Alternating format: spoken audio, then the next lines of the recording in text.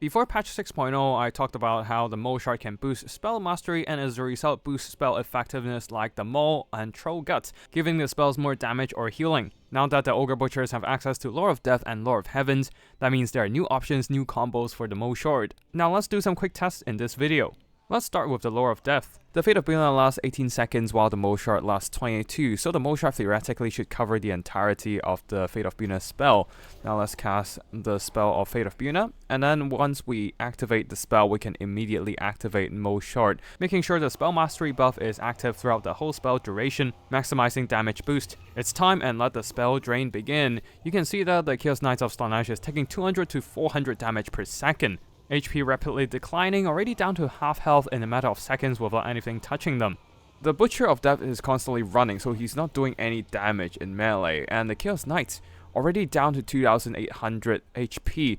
The Chaos Knights have a full health of 8100, so that's roughly 5300 damage. Chaos Knights do have more HP than your usual cavalry. Most of the cavalry in the game are at around 6000 something, 7000 something HP, or the weaker ones, the more fragile ones, Seekers of Slaanesh for example, at only 5700. A Fate of Bjuna with Mole Shard is more than enough to strip away most of their HP and render them useless in combat, especially for demonic units where they suffer demonic instability when they take too much damage. Of course, the Mole Shard can be combined with other lores of magic to boost their effectiveness as well, like the Lore of Heaven, which also has quite a few damaging spells.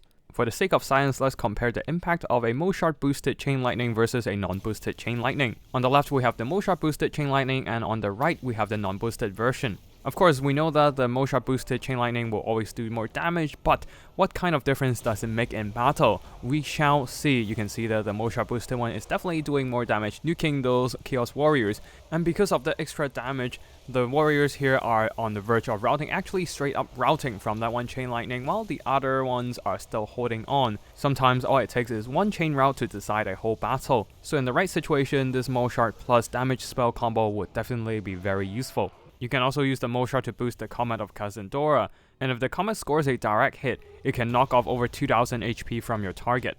The problem is the Comet isn't the most reliable. The Comet's trajectory itself can change mid-flight and miss your intended target or hit your own units, which is why it is very unlikely to see this combo on the battlefield unless it is some kind of Hail Mary last resort attempt. Though to be honest, the best combo with the Mole Shard is still the Fate of Bjuna. The Fate of Bjuna ignores all armor, it cannot be dodged. You're guaranteed to do damage with this Lore of Death direct damage spell, outright deleting a unit and making sure that the investment you paid for this Mole Shard is not wasted. The Comet and Vortex damaging spells can be dodged but not the Fate of Bjuna, and just like that, a single Butcher is capable of beating the hell out of the Fireborn. And to add insult to injury, you can even follow up with a Spirit Leech, making sure you finish off whatever's left of the fleeing unit's HP.